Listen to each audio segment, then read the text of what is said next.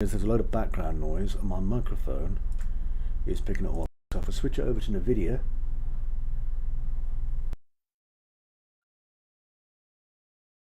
and hope that works. Yep, there we go. So that works. That's taken away all the horrible noise and shit. Okay, how's it going? I am Chris. I hope you're well. Yesterday, I sadly could not concentrate on what I was doing, which was to make this chap do awesome, fun, great things where it like minces people up in a funny way. So I'm going to do it now. So first things first, let's open up our blueprint. This is the blueprint of what we need. Inside of it, now that my brain is actually able to function, so apologies to Kane who came by yesterday and just got to see gobbledygook. The whole plan is you're going to walk up to it, that bar's going to go up and down. If you touch the roundy spinny winny thing, it's going to kill you. Okay, it doesn't really take a, what do you call it, a Nobel Prize to work this one out. This is how these kind of chaps work. So I've already got some existing events, but I'm going to kill them because it seems like a better idea. And I'll get rid of that, and that. Okay, so the components are the capsule of death, collision cube, trap base, and spinny blades. If I look at my viewport, okay, this is the trap base, spinny blades, capsule of death, and collision cube.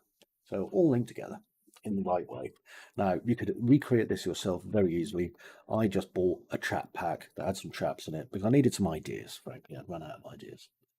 Let's get this stuff, making stuff happen in the stuff kind of way.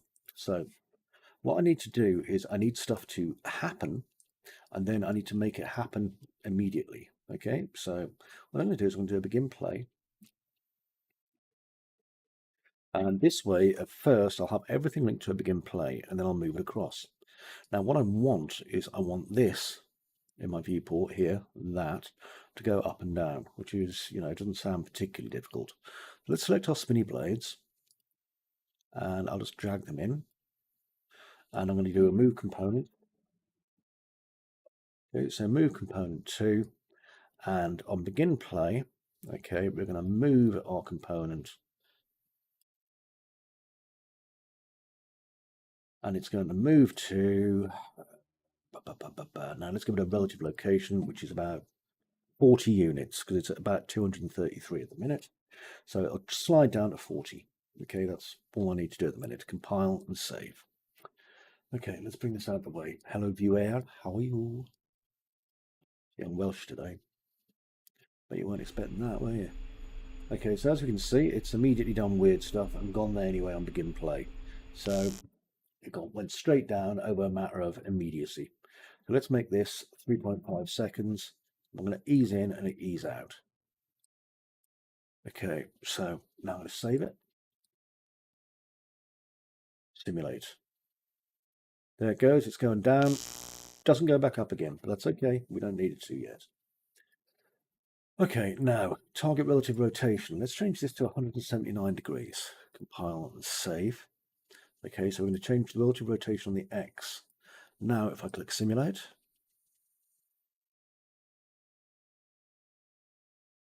perfect. Okay, now, we know how long this takes, i.e. that much time. So can we change the target relative rotation to something really huge? I don't think we can, because I think what happens is it goes over the shortest path to get there. So watch, let's see what happens. Yeah, basically what it's doing is it's dividing those by 360, and that's the excess. If I was to change this then to maybe 350, which is 10 short of 360, obviously. Press play. You'll notice it hardly moves at all, because all it's doing is it's moving 10 degrees, and that's it. Okay, well, there's a way of getting around this where we don't have to use any of this. So we can do a make rotate, or rotate, or whatever.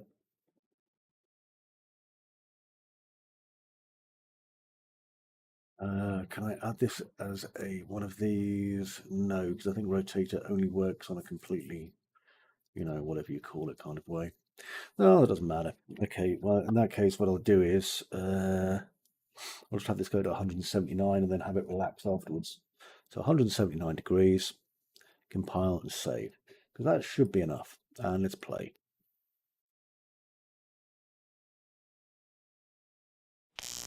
Great. Okay.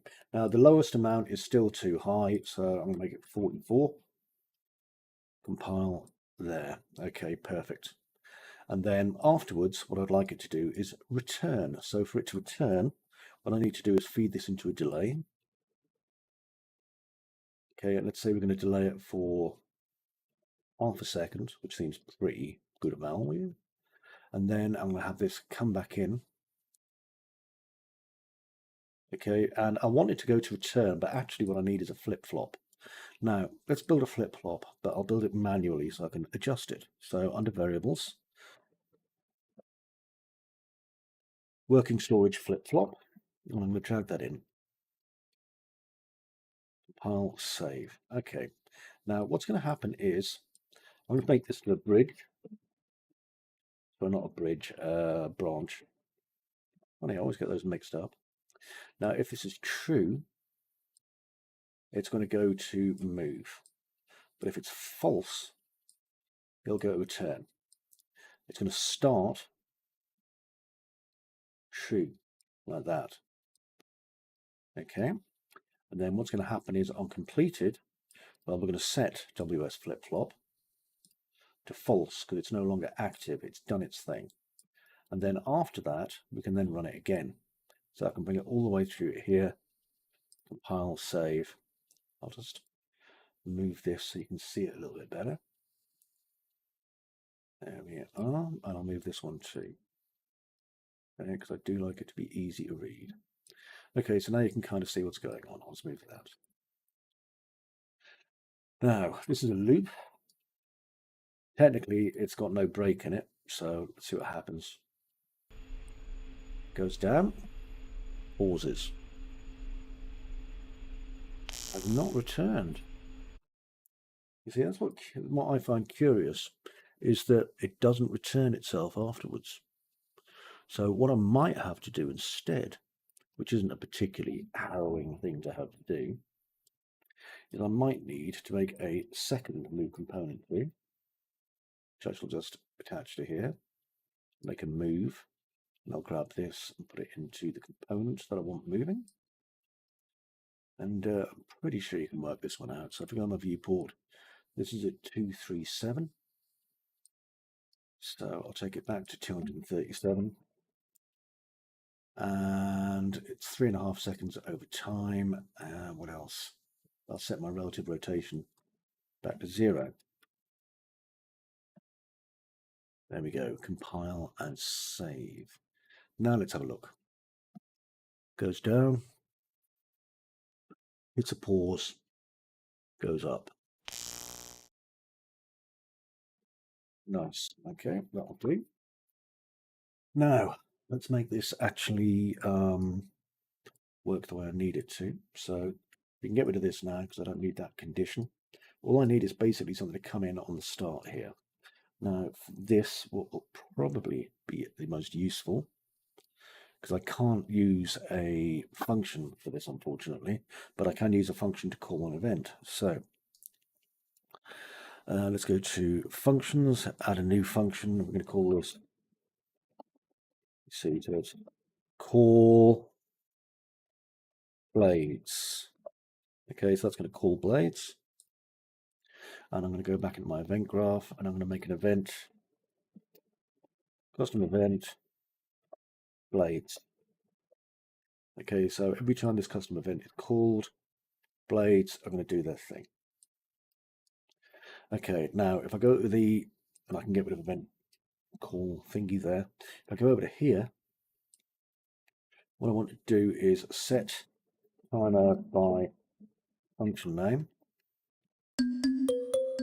Hey, how you doing, Dorian? Thanks for liking the stream, much appreciated. I like you. Okay, and this is function call blades, so I'll put the function name call blades. Now we've got here time, how long to wait before executing the delegate. So ideally, you see, this would be, you know, immediate, but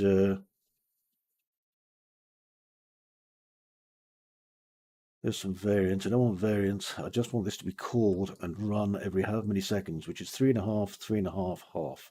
So let's make 2.5, 2.5. See what it's like for 1.5 and 1.5. That gives us 3.5 seconds. Initial start delay is going to be a time of 3.5. So it needs 3.5 seconds to warm up. Actually, let's make it 4. 1, 2, 3, 4. There we go. 4 seconds. Compile, save. So now what's going to happen is if I walk into this call blades, it's going to get called. Call blades is then going to call this graph blades every single time. Fingers crossed, hopefully it will. Let's find out if that happens. So I'll get back enough, play from here.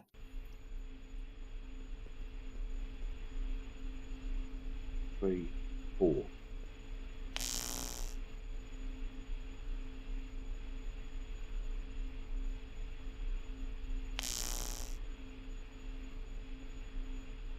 Interesting. So it's not looping, but it is doing it. So now I can make this into a loop. So let me see, looping. Great. Now, what I want to do here in my set timer by function name is I want 2 values in this. So initial delay, which is going to be a float.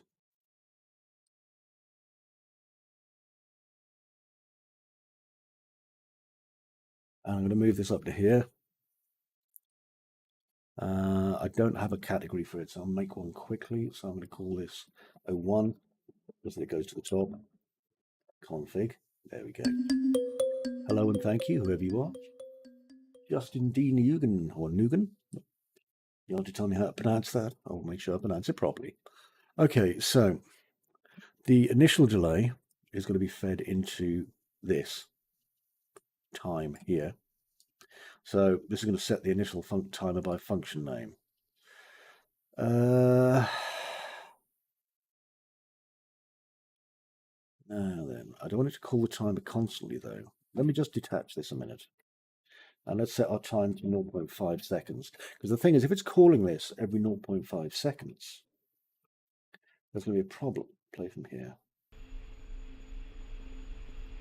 So it passes it on, and it's going to do that because it's constantly getting a new signal.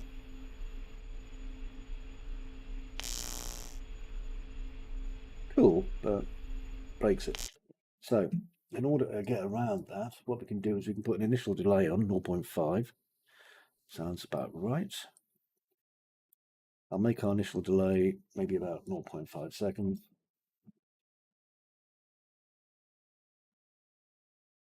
Now up here in the blades thing that I'm calling, 1.5, add 1.5, add 0.5.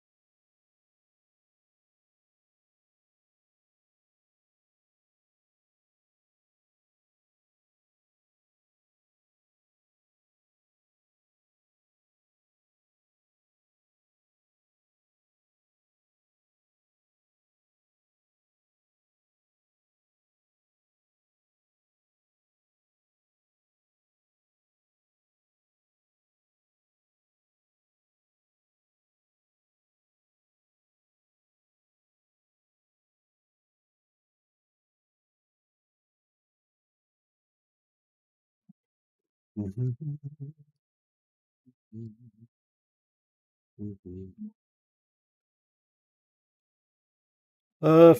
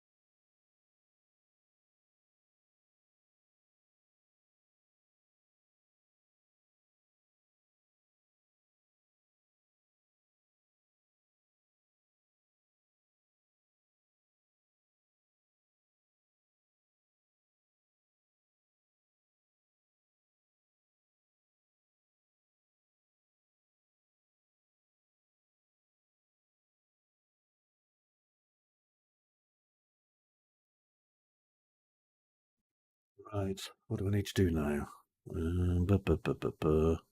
Got the initial delay set up, which is in there. So now there's damage.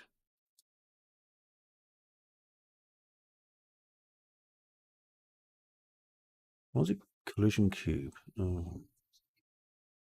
Yeah. I left a message on the answering machine.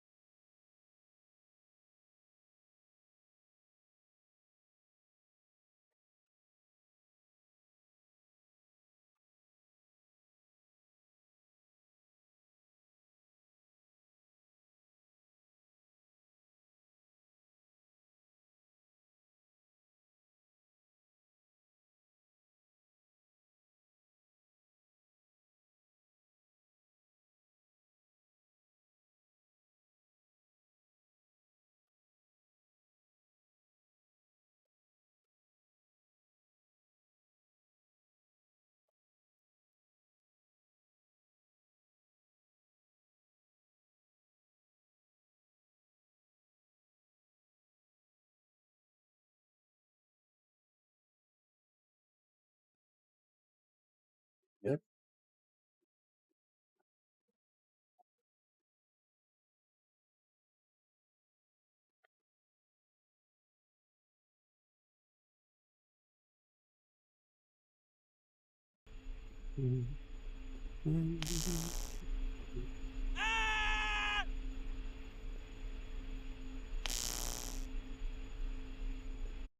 It's not working properly.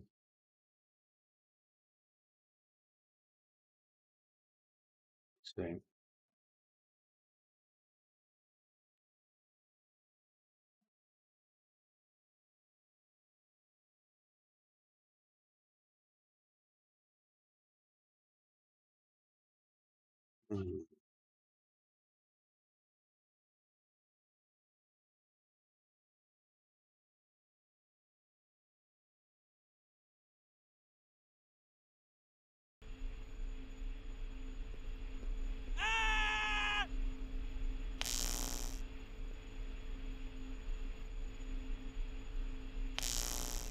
Yeah.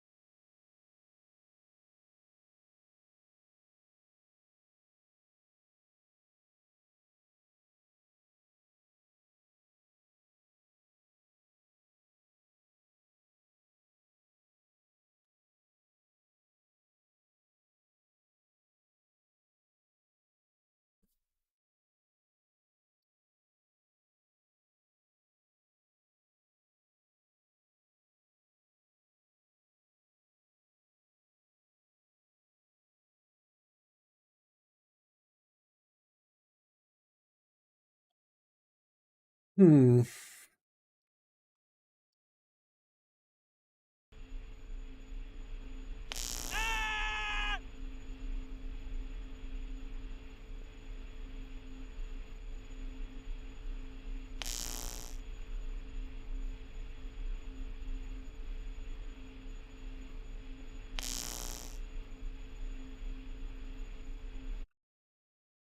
Again.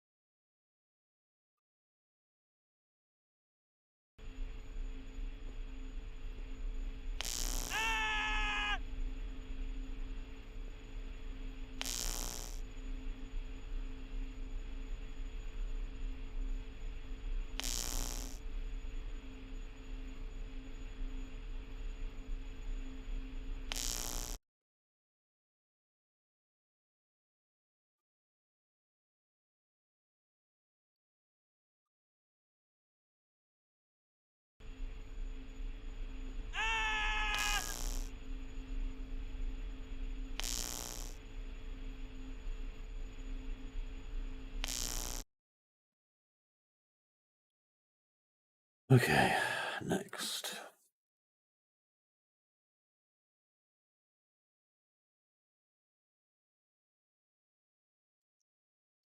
Don't know if I'll clear it once I come out. Let's find out. Doesn't, I don't care at this point.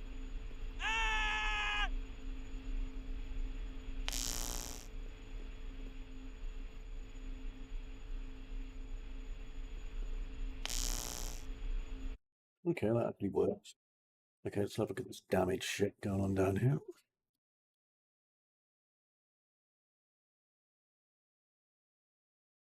Viewport. Well, this is the capsule of death just here.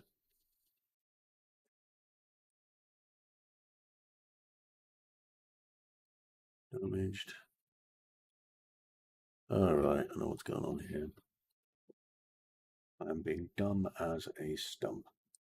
I didn't do a call, so it's overlapping itself.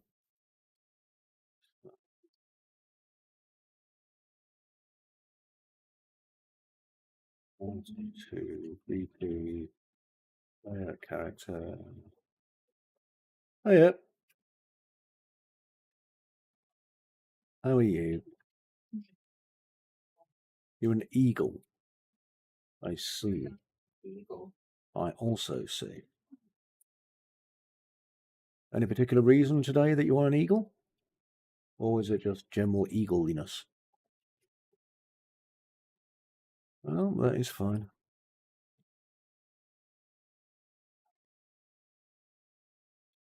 Oh, you want to watch it down here? Oh.